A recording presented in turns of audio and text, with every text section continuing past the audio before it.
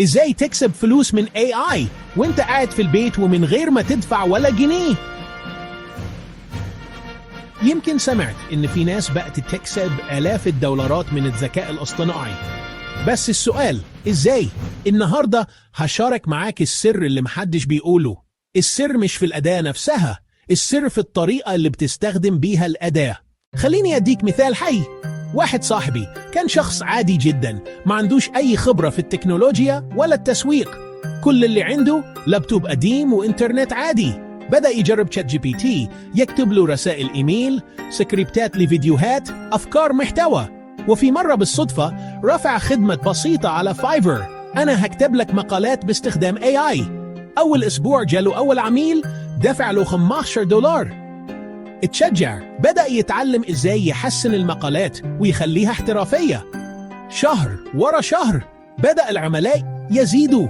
دلوقتي بيعمل أكتر من $1000 شهرياً وهو في البيت ومن غير ما يكون معاه أي رأس مال. القصة دي بتأكد لك إن أي حد ممكن يبدأ حتى لو ما عندكش خبرة أو فلوس. طيب إزاي نطبق الموضوع ده عملياً؟ خلينا نمشي بالخطوات. اتعلم الأدوات: شات جي بي تي لكتابة مقالات، سكريبتات، خطط تسويق، كانفا لتصميم صور وبوستات للسوشيال، أدوات تحويل النص لفيديو زي بيكتوري أو انفيديو. حدد مجال يطلبه السوق: كتابة محتوى، مقالات، مدونات، إدارة سوشيال ميديا، بوستات بلس محتوى، سكريبتات يوتيوب أو تيك توك. خدمات بسيطة زي كتابة CV، رسائل إيميل، أفكار تسويقية.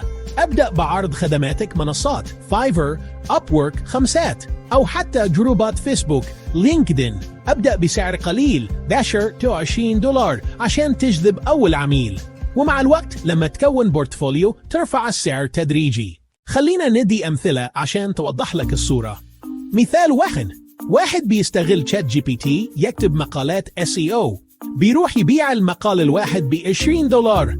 لو كتب 5 مقالات في الأسبوع $400 في الشهر. مثال تاني، شخص تاني بيستخدم كانفا بلس شات جي بي تي، بيعمل باكج محتوى شهري لصفحات انستغرام 30 بوست بلس 30 كابشن، بيبيع الخدمة $100 للشركة الواحدة. لو خد بس 15 عملاء $100 شهري. مثال ثالث، حد بيكتب سكريبتات يوتيوب باستخدام شات جي بي تي، بياخد $50 على السكريبت الواحد. لو عمل 20 سكريبت في الشهر $100. شايف؟ الموضوع مش خيال، ده واقع في السوق دلوقتي. النصائح الذهبية: دقيقتين. طيب ازاي تضمن انك تنجح؟ التخصص اهم من التشتت. اختار خدمة واحدة وركز فيها. طور شغلك، متعتمدش على AI لوحده. عدل، حسن، خلي لمستك موجودة. ابني سمع: أول عميل مهم جدا، اعمله شغل بجودة عالية حتى لو السعر قليل. استمرارية: النجاح مش هيجي في يوم وليلة، بس مع الاستمرار هتوصل. اللي بيكسبوا دلوقتي مش أشطر منك، هم بس بدأوا قبل غيرهم وما وقفوش.